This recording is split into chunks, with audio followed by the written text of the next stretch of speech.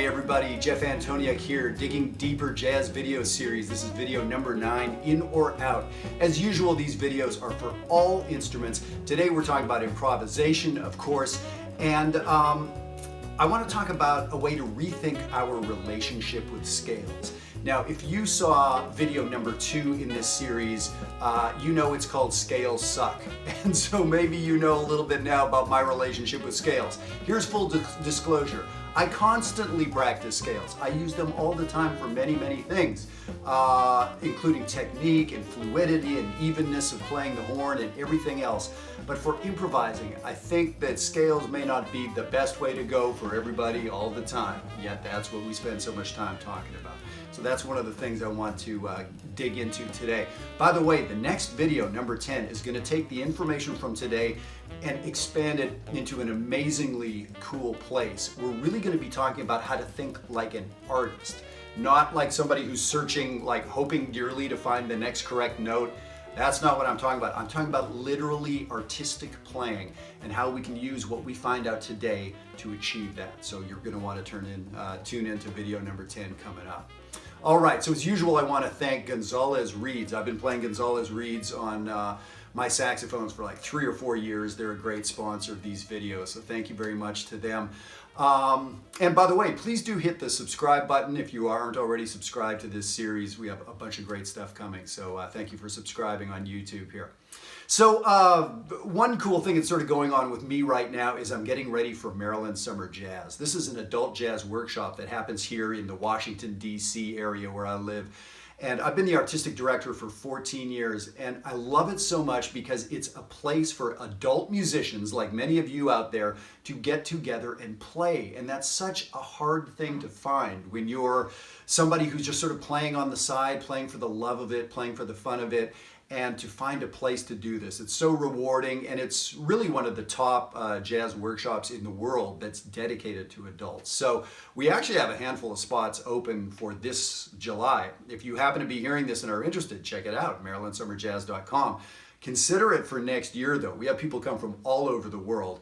And more and more, this thing books up very quickly. So consider Maryland Summer Jazz. It is totally a blast, and it's really what I'm all about, is finding, you know, a community, a way for us all to connect and play and study this great music together. So there we go. So let's dig into our topic for today. If you've seen any of the videos that I do, you know that I am all about clarity as we talk about jazz. So many of my good friends, my peers, my buddies, when I hear them talk about jazz, I want to choke them because someone will ask them a question and the first thing out of the mouth is like, well, there's no right or wrong. And so you could do this or you could do that, but actually, and so it gets into this 20-minute gray zone thing where at the end of it, the student their head has exploded because like they were worried to begin with. Well, now they want to quit because it's 50 times worse than they thought. That's not helpful. That drives me nuts. Now, yes, this is art. Yes, we can't codify everything into neat little boxes. We can, though. We can do that. And now, perhaps it does a little disservice. Perhaps we need to expand those boxes down the road. I'm here to tell you, let's put things into 2 or 3 distinct boxes and start from there. Then we can talk about the 10,000 shades of gray between this and that.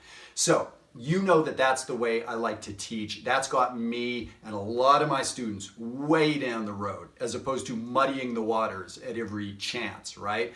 So that's what I want to do today. So what I want to do is dig into, let's use the C concert Dorian scale, the Dorian minor scale, 1, 2, flat 3, 4, 5, 6, flat 7, 8. The Dorian scale. C concert, I'll be playing in D on the tenor saxophone.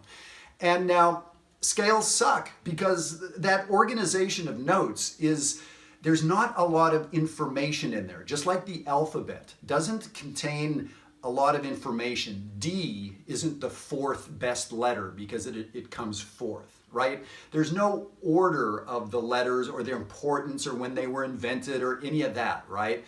So it's not a helpful thing. So in a lot of ways, scales are not helpful. Is the last note of a scale the 7th, the dead last note you should ever play? No, it's actually quite an important note, right? But so if we just sort of go with the way a lot of people teach or what we read in books, we wouldn't get there. So here's what I want to do. Here's the assignment for you. I'm going to challenge you with all scales, but let's start with the Dorian scale today.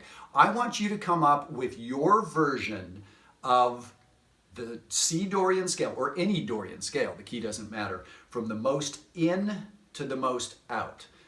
In and out. Those were, we could also call that consonant and dissonant. We could call it bland and spicy. We could call it, you know, dim to bright. Whatever words work for you, right? So in C Dorian, or in any Dorian, what do you think is the blandest note? The least challenging to our ear? What are you thinking? Now here's the thing, I don't have time for you to go to the piano and figure it out for yourself. I'm going to tell you what I think, but I do want you to do this for yourself, okay? Here's the thing, people will come up with some different answers, and I love that. That's where this gets to be a bit like art, right? Is this red brighter or darker than this green? Well, that's pretty subjective, right? Especially to a colorblind guy like me. But so different artists will value colors or shades or textures differently, and that's what makes for different art. That's awesome. So I really do need you to do this exercise for yourself, because I'm hoping that you'll come up with something different than me, which will lead us to sound different. So I'm going to go on record as saying, for me, the most consonant note is the root, note number 1, in this case C, right? I'm going to go on record as saying, for me, the note that's next most bland, pretty bland, but not as bland as the root, would be the 5th. Now the root and the 5th don't really give us a lot of information about the chord, interestingly. I mean, of course, C is the root of a C chord, but it doesn't tell us anything about the quality or the flavor, right? The 5th, same thing. It doesn't give us any information about quality or flavor, really. So for me, C, or let's call it the root first, then the 5th. Now, what is the 3rd note? I spent some time like really sitting and playing chords and playing notes against them. For me, it's the 3rd. Okay, so for me, that note starts defining if something is major or minor. So there's actually some information in that note. So there's a little more going on there than with the root. So that's why I think the 3rd has more juice, more spice than the root. So I would go root, 5th, 3rd. What do you think comes next? For me, it's the 7th.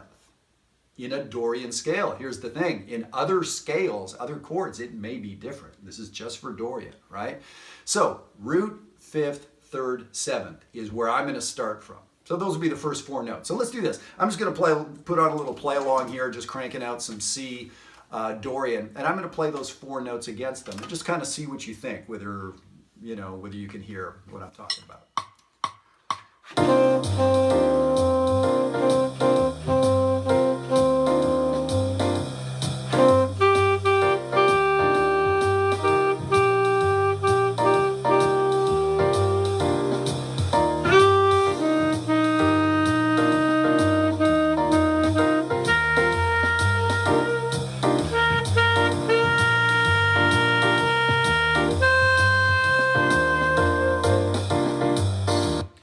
So I labeled those on the screen so you could sort of hear what's going on.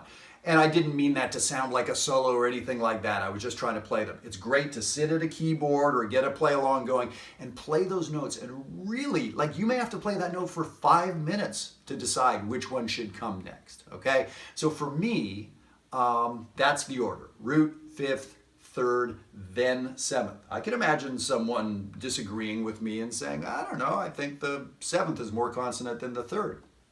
Great, fine by me. I disagree, but it's fine by me. So now ask yourself, those 4 notes, do they have like that pile of notes? We piled up 4 notes to begin with. Do they have anything in common? Is there anything about those notes that we could say? Yeah, they're called chord tones, 1, 3, 5, 7. So that's interesting. So maybe you knew right off the bat that that was going to be the case. The chord tones happen to be more consonant, or the comping and the bass line happen to be around chord tones. So maybe this isn't surprising, but I love this because you had to discover that on your own. Maybe you could see that coming, the end of that movie coming, from a million miles away, or not. But I love that you discovered for yourself that chord tones have a consonance, but not all 4 chord tones are equal. They're all 4 on this spectrum or this hierarchy of inside to outside are different. That's huge. That's a big deal. That knowledge, maybe you didn't have that knowledge 5 minutes ago. This is cool, right? So there's 3 notes left, and those are the in-between notes. If we have the root, 3rd, 5th, 7th, there's 3 notes left, the ones that go in between, the non-chord tones, the upper extensions. Maybe we would call them the 9th, also called the 2nd, the 11th, also called the 4th, or the 13th, also called the 6th, right? So now, which do you think comes next? So I'll tell you, for me, the next note, the next most inside note or less challenging outside note would be the 9th. No, you know what? I disagree. I think the 11th is more consonant for me. So I'm going to go root, 5th, 3rd, 7th. Then I'm going to say the 11th or the 4th is next inside. Because I think the 9th has a little more juice to it, to me, than the 11th. So the 9th is the second most outside note. And for me, in that diatonic scale of a C Dorian scale, the 13th or the 6th scale degree kind of has the most energy to it. Okay, so let me play each of those notes in order. And so now for me, this order of notes, it's going to sound kind of random, right? But to me, this is going from inside to outside. Again, it's not going to sound like any sort of decent solo or anything like that, but just so we can hear these notes.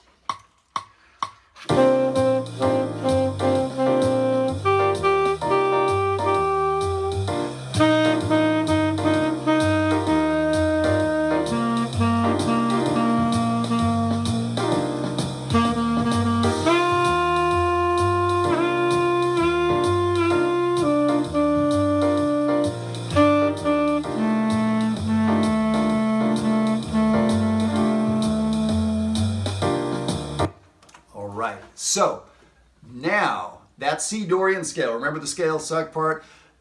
So the scale was just something we would rattle up and down. Our fingers know those adjacent notes. There's a pattern on the guitar or bass. It's a finger ripple on the saxophone or the trumpet.